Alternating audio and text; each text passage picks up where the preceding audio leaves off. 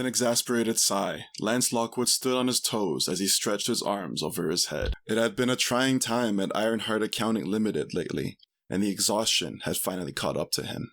With all the junior staff getting the boot, Lance actively sought out opportunities to chat with his superiors, all the while breaking his back to make sure that he not only got his own work done, but to be seen looking for more. The phone rang. Lance dropped his arms and glared menacingly in its direction. It was already after office hours. Who would need to contact him at this time? He secretly hoped that the caller would give up so he could walk away. But after another ring, he reluctantly picked up the receiver and slowly raised it to his ear. "Lance speaking," he said curtly. "Hey, Lance, I'm glad I caught you. I know it's late, but can you come by my office?" Giorgio said. "What do you want from me, you rich piece of filth?" Lance thought to himself. "Oh, I was just heading out. Is it important?" "Do you remember the conversation we had about my tennis match? I just wanted to follow up on that. I'll see you in a few." The call ended, and Lance was left with the receiver gripped tightly against his ear. The nerve of him.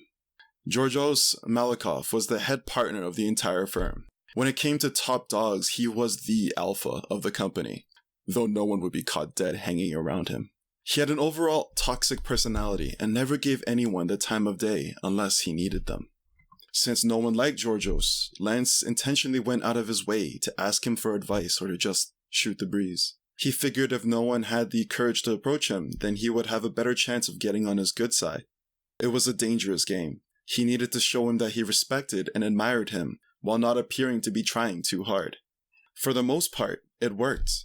After a few conversations about their shared hobbies, Georgios began to visit Lance regularly at his desk just to chat. It had been working so well that his fellow associate, Sam Goodall, decided to mimic his effort and all but stalked Georgios around the office. At first, Lance found it entertaining that he was trying so hard, but he became so blatantly obvious with his brown-nosing that Lance became concerned about his own play for power.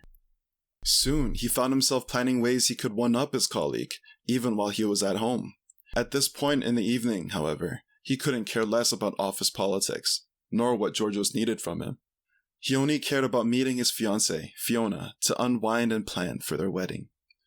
He arrived at Georgios' office and knocked on the cherry wood door. He placed his hand on the doorknob, hoping with all his might that he was on the other side to be hit. "Come in."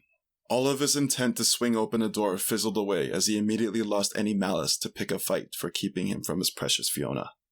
Opening the door, he stepped into Georgios' office. It was the one room in the entire building that actually had carpeted floor and an odd, musky smell. A stout man with a clean-shaven face, heavily combed silver hair, and sporting an expensive three-piece suit, sat behind a large glass table with his back facing the door. "Hey, Georgios, how can I help you?" "Hey, my man, have a seat. I have something important to tell you," Georgios announced while returning in his swivel chair.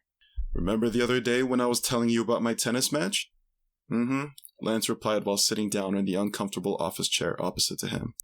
Honestly, who the hell cares about your tennis match? Lance thought. "Well, you tried to, until Sam interrupted us to tell you about his own conquest in the kitchen." "Right, rude fella. Anyway, I was trying to tell you that I was playing with Casey Langley from Langley Accounting. She's an incredible player both on the court and in the business. That's what it takes to succeed. Not just here in the office, but in life in general. You with me?" "Yep." Hearing another pep talk from Georgios was unbearable. Ironic that he should talk about having a life all the while keeping Lance away from his. "So, on the court, we managed to hammer out some details for a particular deal. A deal that could change the future of our company." "What kind of deal could be done on the court?" "The merger kind." Georgios' eyes gleamed. "Oh, well, congratulations, sir. Another diamond stud to add to your belt, I suppose." "Thank you, Lance, but no, not just for me. For you as well," he said. "Our company is going to expand, and do you know what that means? There will be plenty of new positions opening up, including a senior director position," Georgios said with a smile. "For when the merger finally happens, I want you by my side as senior director, answering only to me. No more late nights for you." Lance's eyes widened. Leaping to his feet and nearly bursting into tears, he reached over the table and grasped Georgios' sweaty hands tightly. "Thank you so much, sir. I will not let you down." With a chuckle, Georgios matched his grip like a true professional and rose to his feet. "I don't doubt that, Lance. I've seen your work, and I've studied your record many times. You get your job done, respect your colleagues, and even have a beautiful fiancé. You seem like someone who has their life on track. You're exactly who we need at the top of this company, not some schmuck like Sam. I actually have half a mind to break the news to him myself, but I'll let you have the fun. Walking around the table, he placed his hand on Lance's back and said, "Go tell Fiona the good news." With a quick nod and an attempt to regain his composure, Lance pursed his lips and walked briskly out of his office. He could barely hold in his excitement and all but skipped down the hall. When he turned the corner to the elevators, his joy came to a screeching halt as he made eye contact with Sam, who was waiting for the elevator. Despite his horribly fake personality, he had to admit that Sam did in fact look the part of a fancy businessman with his expensive suit and fancy haircut. Lance would often find himself self-conscious when standing next to him in his wrinkled white button shirt, blue tie, and gray dress pants. But not that night. That night, he was the alpha dog. "Hey, what's got you so happy?" Sam said. "Nothing in particular." "You look awful." "Do I?" Sam became immediately defensive. "Good thing I'm still rocking this suit. My parents bought it for me when I graduated. Cost them a good $3,000. Seems kind of overkill for just an accounting clerk." This was the first time Lance had ever felt the courage to talk down someone like Sam. Lance was by no means an assertive man, but with Georgios's backing, he felt untouchable. Sam grimaced. "Is Georgios in?" "Yeah, it just came from his office." "Oh, okay. I think I'll have a word before I leave. We like chatting about Italian cuisine, as it were." "Say hi to Fiona for me," Sam said as he walked away. Stepping into the small elevator, Lance looked eagerly at his watch as the floors blipped across the screen. Only one more hour until he can tell Fiona the big news. The doors opened, and his eagerness got the better of him as he raced into his car and sped out of the building. He quickly pressed the speed dial on his phone. "Hello?" "Fiona!" Lance exclaimed. "Babe, I have so much to tell you." "Oh? What's up?" "I was talking to Georgios and Sam tonight." "You're not going to talk badly of Sam again, are you? You know how I feel about you trash-talking your co-workers." Well, no." "Lance." "No, Fiona, it's good news, I swear. All of my hard work has finally paid off. Your mother's not going to have anything bad to say about me after tonight. I was talking to Georgios tonight, and he told me about Casey, and... oh, it's too much to say over the phone. I can't wait to see you tonight." "Babe?" "Lance?" "Yeah? Hello? Fiona? I'm losing reception, so I guess I'll talk to you later, okay?" The call ended, and silence filled the car once again. Slightly upset that Fiona killed the mood, he hit his chest and cursed. "Stupid! Why did you bring up Sam? He doesn't even matter." His disappointment soon faded as he pondered the look on her face when she hears that he would become the firm's new senior director. "She's gonna be so proud," he thought. He watched the lights flash by as he drove down the tunnel on the west shore. He had never enjoyed driving through it. It was the part of town where criminals and degenerates ran rampant, and the tunnel is where they often convened. His impatience got the better of him as he attempted to pass the car in front. Just as he checked his blind spot, there was a loud bang, followed by his car jolting forward. By instinct, he jerked the steering wheel and slammed his foot on the brakes. The car flipped, glass shattered, metal sheared, and then blackness. Opening his eyes, Lance found himself back at the entrance of the tunnel. His stomach felt a bit queasy, but other than that, he didn't feel any pain. Writing it off as hunger, he looked around for his car. This was clearly the tunnel he had just driven through, but it looked ancient. Vines and dirt hung from between the bricks, and there was an ominous breeze that blew out of the opening. Turning around to look for oncoming cars, he was flabbergasted when all he saw was blackness. Looking frantically from side to side, comparing the area he was standing and what should have been the rest of the road behind him, it looked as if everything past that point was erased from existence. Just as he was going to reach into the darkness, he heard a faint crying behind him. Behind him was a young woman at the bus stop, sobbing and staring at her phone. In front of her was a man in black clothing and in long, black, shaggy hair. The man approached her slowly, and just as he was about to reach out with his hand, Lance shouted, "Hey, are you okay?" The man stopped in his tracks and turned to look at Lance. The young woman suddenly became inanimate, freezing in her exact position. "You can see me?" the man said. "Yes, I can." Looking at the woman, he waited for a response of any kind, but she remained motionless. What were you going to do to her? What did you do to her? Why is she not moving? Nothing, because I can't. Not directly, anyway. What do you mean? The man frowned. Come here, and I'll show you. I think I'm fine where I am. The man continued to look at him, causing him to hesitate, before finally approaching. He doesn't look dangerous. Maybe I'll stay for a bit, to make sure she's okay, Lance thought. The man was taller than he thought, standing a head above Lance. What is it? We need to help this girl. Says who? Lance asked. The man remained silent. I don't have time for this. I need to get to my car. Just as he was about to storm off into the tunnel, the man stopped him and said, It's not safe to go in there right now. What do you mean? Look around you. You're not where you think you are. And where is it exactly that we are? Lance said as he slowly turned. The man paused. I'll tell you if you come here. Unbelievable. I don't have time for your games, old man. Time? No, I suppose not. I suppose your watch's battery must have died. She must have had a stroke and all the drivers on the highway just suddenly decided to take a nap on the road. Looking down at his watch, Lance was astonished to discover that it had stopped at the time he had entered the tunnel. How can this be? I drove for at least 10 minutes in there. And I just changed the battery. The man raised his hand toward the road. Suddenly the young woman resumed crying and cars began driving by. What the? Lance said. Did you do that? Yes. How did you do that? Who are you? I'm Michael. I raised my hand. Hey, Lance said to the young woman. Are you okay? Don't bother. She can't hear you. Why not? If you want to find your car, then do what I say. Michael raised his hand again, causing time to stop once more. I want you to look at this girl and tell me why she's crying. Lance shifted uncomfortably on his feet. Just who is this man? If time really had stopped, then he supposed there wasn't any harm in helping out someone in need. Looking at the woman, he came a bit closer and saw a picture of her and a young man on her phone. I guess she's heartbroken? And why do you think she's out here in the middle of the night? How would I know? But this happens to everybody. She just needs to learn to get over it. Ow! As he was ranting, Michael had slapped Lance right across the face. What was that for? Don't be cruel. Make comments like that again and I'll throw you into the darkness myself. Lance looked into the darkness behind him. A shiver crawled up his spine. What's in there? You can always go in and find out for yourself, Michael said. Lance hesitated and then turned back towards Michael. That's what I thought.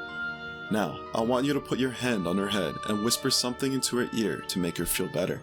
I thought you said she couldn't hear me. She can't, but she can feel your thoughts.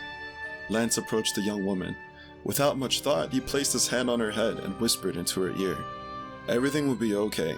You'll find someone better. Are you done? Michael said. Yeah, should be fine, right? We'll see. Michael raised his hand. Cars sped past them. The woman stopped crying. Dropping her phone to the ground, she stood up and slowly walked lifelessly towards the road while biting down on her bottom lip. Wait, hey, watch out! Lance shouted as he ran towards her. As he attempted to grab her arm, he nearly tripped as his hand slipped through her like air. Hey, Michael, do something! I told you, she can't hear us, and we can't touch her. A sudden screech of tires and the smell of burnt rubber filled the air, followed by a loud thud and the shattering of glass. Almost afraid to look, Lance slowly looked up and vomited when he saw the remains of the young woman splattered across the road and in a large dent in the hull of a truck. Then, the cars began moving backwards, followed by the young woman rising to her feet, walking backwards towards the bus stop and sitting down once again as if nothing happened. What just happened? I reversed time. How? Watch. Michael raised his hand once again, causing the oncoming traffic to continue. The same truck rumbled past, followed by a small blue sedan. Michael raised his hand and approached the car. Leaning into the window, he whispered something into the driver's ear. He came back to the young woman's side, stooping over. He whispered, "Look up."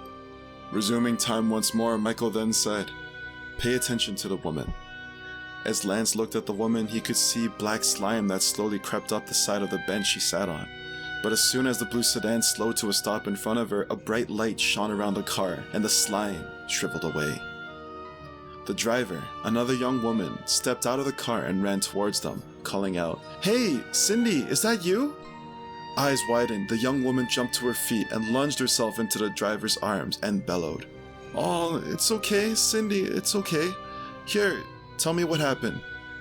As Cindy was being helped into the car, time stopped again. "I don't understand." "What did you do?" Lance said. "I've been here a lot longer than you have," Michael said.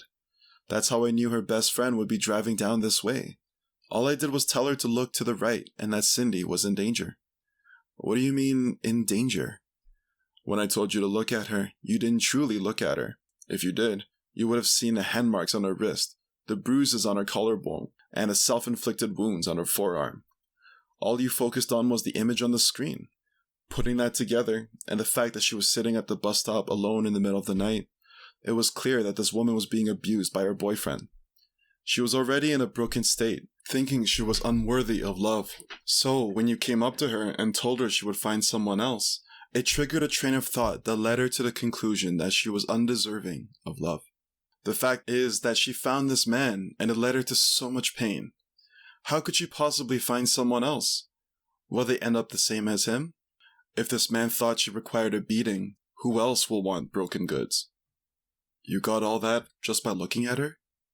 "We have the ability to influence their feelings and convey our thoughts.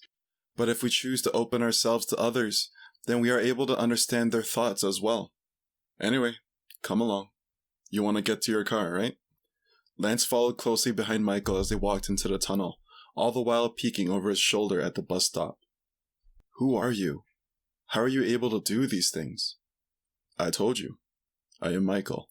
And we are able to do these things because we are the unspoken ones. We walk between the living and the dead, saving whoever requires it." "Wait, are you saying I'm dead?" "Not yet." "What do you mean?" "You're in a transition phase. You're not dead yet. This tunnel is your final stretch, and your car is the finish line. What happens after depends on you." "No, it can't be. I don't understand." Michael continued to walk forward in silence. "What happens when I find my car?" "I told you. That will be the end of your journey. For now, just follow me, and don't lag behind." They walked for what felt like ages, and Lance was becoming increasingly impatient. "Man, what is taking so long?" he grumbled. "Our next patient is hidden further inside. Their idea was to not be seen." "Must we help every single person? If they didn't want to be seen, maybe we should respect their wishes. Me, on the other hand, I need to get to my fiancé, preferably this year." "If you were the one left for dead in this tunnel, would you want to be ignored as you drifted away as well?" Michael said bluntly. Lance grunted, crossing his arms. "Why are you in such a rush? I did tell you time has stopped here, didn't I?" Pondering for a moment, Lance considered whether or not it was safe to open up to a complete stranger, especially one who had otherworldly powers. Checking his watch again out of habit, Lance grimaced when he saw that the minute hand still had not budged. He sighed. "Just before I drove in the tunnel, I got into a small fight with my fiancé. I had extremely good news, but I said the wrong thing, and she wasn't having it." "Well, what's the good news?" "I got a big promotion at my firm. I was really excited to tell her. Months of planning and stress finally paid off. I know that I've been neglecting her lately, but I was hoping this promotion would fix everything." "How would a promotion fix that?" "Well, I didn't get to buy her a proper engagement ring. But with this promotion, I can finally give her a ring that she deserves. Not to mention sticking it to her judgmental mother." "Let's hope everything goes well then. For the both of us," Michael said. "The both of us?" Ignoring the question, Michael resumed his walk in silence. The tunnel had always been mundane, even when it wasn't a blur of orange light, but the more they walked, the colder he felt, and the more afraid he became. The lights flickered and dimmed, causing the end of the tunnel to become indiscernible. A thick stench of iron and sweat hung in the air. The further they traveled, the more roots appeared in between the bricks in the glistening walls. I don't remember the tunnel looking like this. That's because it doesn't look like this in the world of the living. Here, this place has become distorted by negativity. Negativity? Everyone has a soul that looks similar and yet drastically different from their physical bodies. The same goes for places here in between worlds. This tunnel is no different. For decades, people have come here to dwell in their thoughts. There's something about the silence or white noise and the lifelessness of this tunnel that forces people into deep thought. It is dangerous for people to be alone with their thoughts for too long, especially those with immense burdens. Thoughts are easily converted into suspicion, fantasies, and self-deprecation, which then twist and contort their environment. We can see it here because we will walk the line separating the living and the dead. But for the living, I'm sure you noticed that although their physical environment hasn't changed, the atmosphere around them does. That's where we come in. Unspoken ones? Lance said. Michael nodded. Why are we called that? Because no one knows we exist. We save but claim no glory. We fail but retain no guilt. We do what we can simply because we must. Why must we? You'll soon find out, Michael said. Our next patient is coming up. The more they walked, the more distant each light became. The lack of light caused Lance to strain his eyes as he actively scanned his surroundings. Almost out of instinct, he reached out to touch the wall to his right and panicked when he felt nothing. The sound of water droplets became more apparent, and the outlines of massive, gnarled roots became visible where the wall should have been. Where are they? Lance said. And where's the wall? It's troublesome, isn't it? Michael said, stopping in his tracks. What is? The fact that they're just as invisible when they're dead as when they are alive. Michael turned and looked to the ground to the right of Lance. Looking down as well, Lance jumped as he noticed a ragged man in tattered clothes lying on the ground with his eyes staring blankly into the air. The light behind them flickered and dimmed, casting tall, ominous shadows over the grotto in the wall. Now, what do you think of him? Lance looked closely at the man lying before him.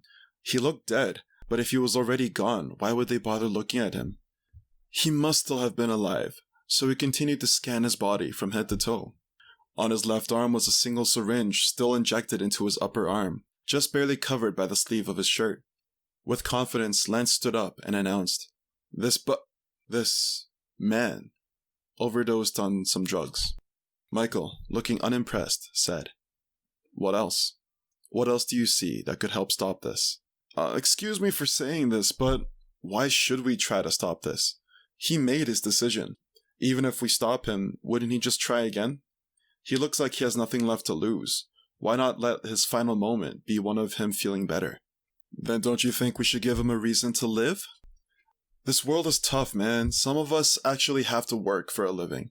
If this junkie couldn't have been bothered to put in a little extra elbow grease, he might have made something of himself, like I have, rather than a pathetic burden on society.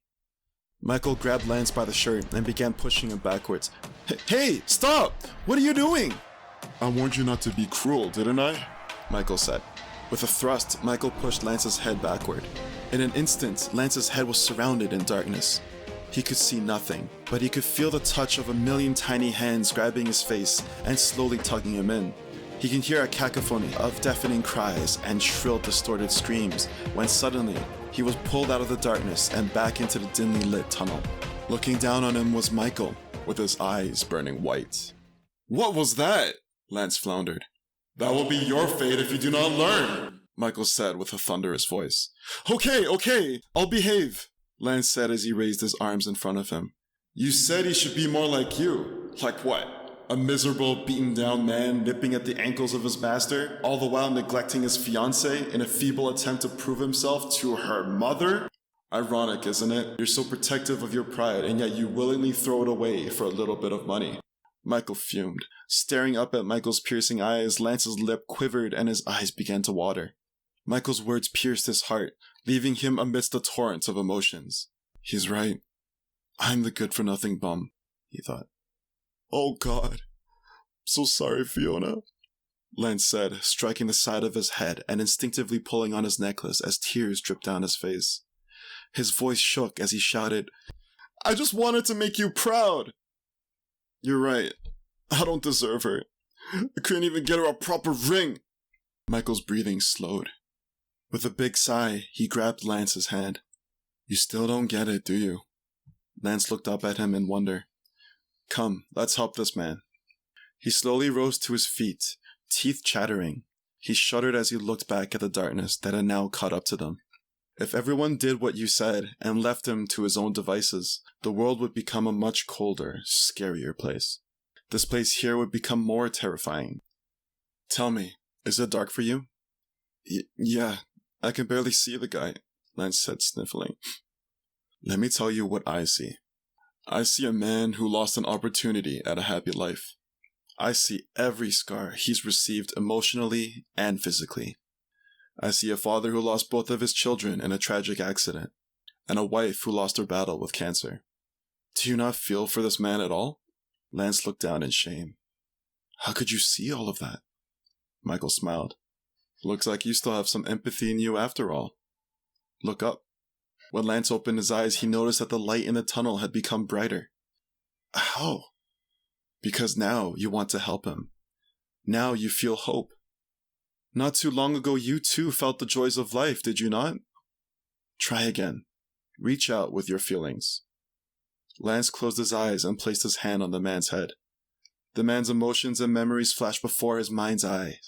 Opening his eyes, he was surprised to find more tears trailing down his cheeks. I know who did this. Good. Now you can try reversing time as well. Just wave your hand to the left and bring your hand back to the neutral position in front of your body when you're ready. Lance waved his hand as instructed, and watched as the man rose to his feet and walked back into the grotto. They followed after him until he turned around and spoke to someone in a hidden entryway, when suddenly, Michael gripped Lance's wrist and pulled him to the side behind a massive tree root. Hide! He hissed. The tunnel dimmed and Michael disappeared silently into the massive roots in the grotto. Panicking, Lance scrambled to find a hiding place. He didn't know what he was hiding from, so he dug deeper into the hole next to him. Afraid to breathe, afraid to move, Lance strained his senses to pick up any sign of a threat. In the distance, he could hear an odd tingling sound. The sound grew louder until a green glow filled the grotto. Peeking over the root as quietly as he could, Lance saw the homeless man still standing there with the drug dealer frozen in time. However, behind both was a cluster of what looked like floating green lights. Lance clamped his hands tightly over his ears as the tingling sounds turned into a high-pitched voice that echoed across the cavern. Do it!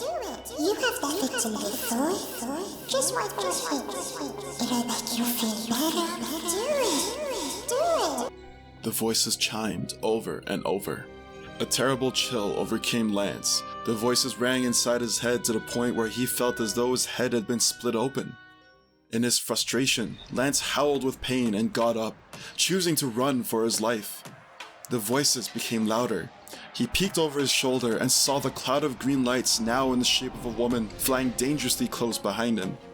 Lance knew he couldn't outrun the creature, so in a moment of pure desperation, he whirled around and lunged at the cloud. The green lights pricked and burned his skin like a swarm of angry wasps. With both his hands outstretched in front of him, he attempted to push his way through the swarm until he felt something round and furry in his hands. He dug in both of his thumbs into the palm-sized ball in front of him, causing an ear-splitting screech to pierce the air. The light swarmed harder at him, attacking him in every direction. He cried out in anguish, but he persisted nonetheless. He tore the ball in half, causing the cloud of lights to disappear with one final scream of pain. Dropping it to the ground, Lance fell with it, panting. Why didn't you hide like I told you to? Michael suddenly whispered nearby. Now you attracted the evil one. Get up, let's go. What about the guy? Lance said hazily. If you want to say something, do it quickly. Lance sprinted into the darkness and placed his hands on both the drug dealer and the homeless man and said under his breath, You are not alone. A low rumble resounded in the tunnel. Let's go, now! Michael hissed as he sprinted down the shaking tunnel. Suddenly, a thunderous roar from behind them caused the tunnel to tremor. Don't turn around, keep running! Being unable to resist the temptation, Lance turned at the sound and saw a large lizard-like creature, the size of the tunnel itself, about to lunge at him. its enormous mouth open and ready to swallow him up. Raising his hands in defense, Lance screamed at the top of his lungs while looking away. When he reopened his eyes, he gasped when he saw the lizard with its mouth frozen open in front of him. How? That's what I would like to know, Michael said. Do you have anything blessed on you? Just my necklace, Lance replied. Looking down, he pulled out a white gold cross that pressed warmly against his skin and glowed softly in the darkness. Looking back up at the reptilian behemoth, Lance was unnerved to be standing so close to such a monster and took a few steps backwards. Its eyes glowed a menacing red. The creature had 6 scaly claws and rows upon rows of teeth. A rank odor of what could only be decaying flesh stung his nostrils. As Lance flinched away to cover his mouth, the lizard body groaned as it struggled to break free from time itself. He quickly raised both of his hands and focused on keeping the lizard in place. What is this thing? This is the amalgamation of all the desperation and negativity accumulated in this tunnel over the years, all condensed into one large demon we call anathema. I had been trying to work around it all this time, waiting for someone strong enough to stop it, Michael said as he continued to stare at the creature in awe. And how do we do that? Lance asked nervously. I don't have a clue, but your cross is definitely the key to this problem. I've never seen an item shine with such holy vigor before. Well, I received this from my fiancé a few years back, and I find myself grasping it and praying when I encounter something particularly stressful, mostly at work. Now that is indeed intriguing. I believe this will be your weapon. Grasp it like you normally do in tough situations. Lance looked at Michael, bewildered. What would grasping my cross do at a time like this?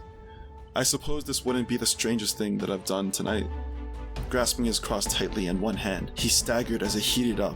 A bright light filled the tunnel as the glowing cross turned into a mighty incandescent sword. Holding it with both arms, Lance stared in awe at the holy weapon in his hands, looking at it from top to bottom. Whoa. Do you have what it takes to kill that thing? Michael said. Lance's eyes narrowed as he stared into the bloody eyes of the anathema. With a sharpened look and gritted teeth, he lunged forward into the mouth of the lizard. It felt as if the sword was controlling his body as it melted straight through the anathema and burned it from the inside out. Blood spurted everywhere, covering him from head to toe. The demon dissipated into the air along with its blood, followed by his sword returning to its original shape on his necklace.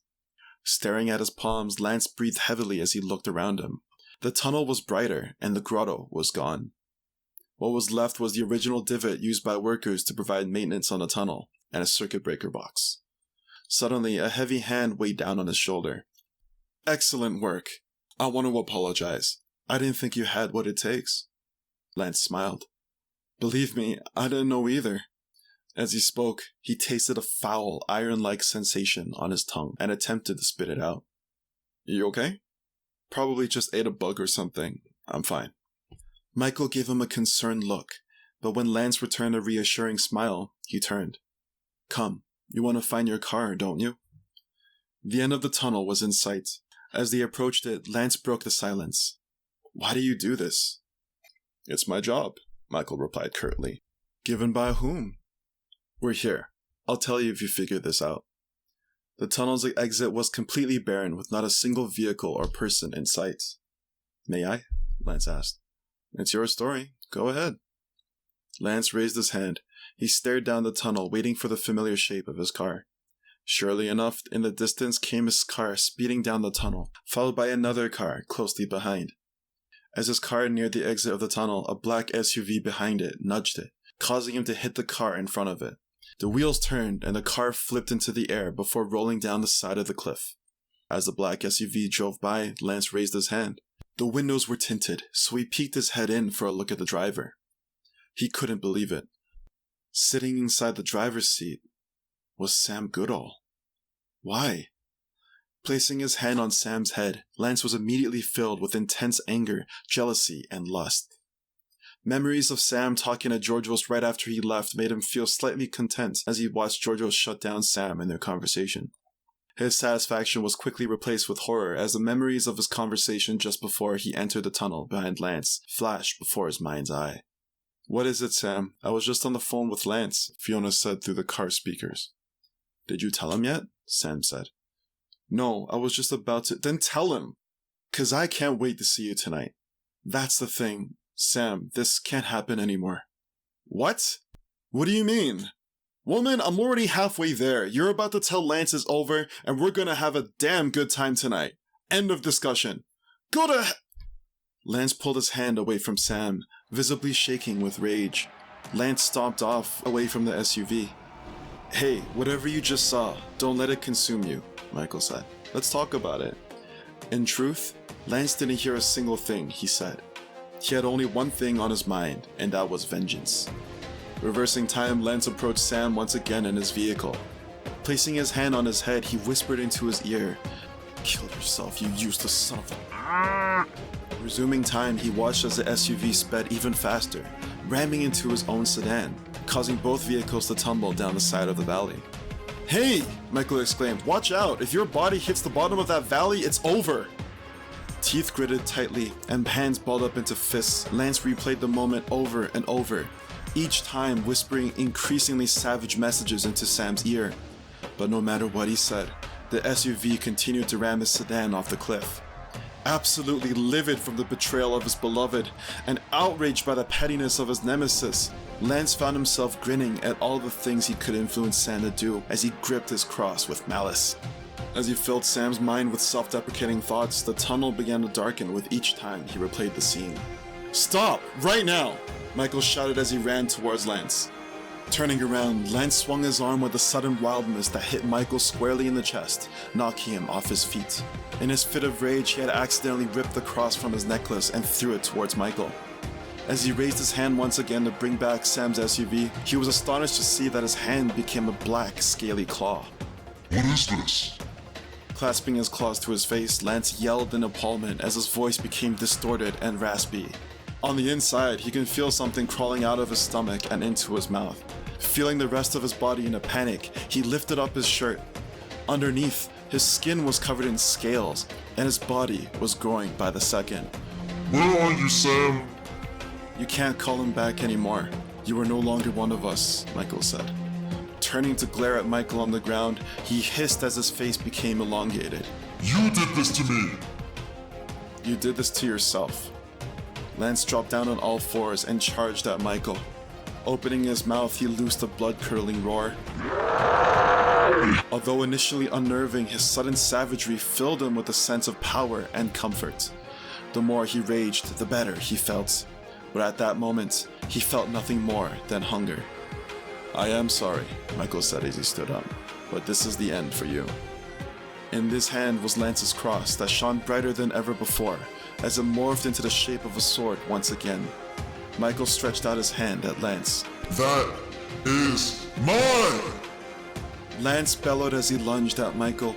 Suddenly, as though he were stopped by a giant invisible hand, he was pushed forcibly back into the depths of the tunnel. Darkness consumed him. "I'm sorry. I was wrong. You're not who I was looking for."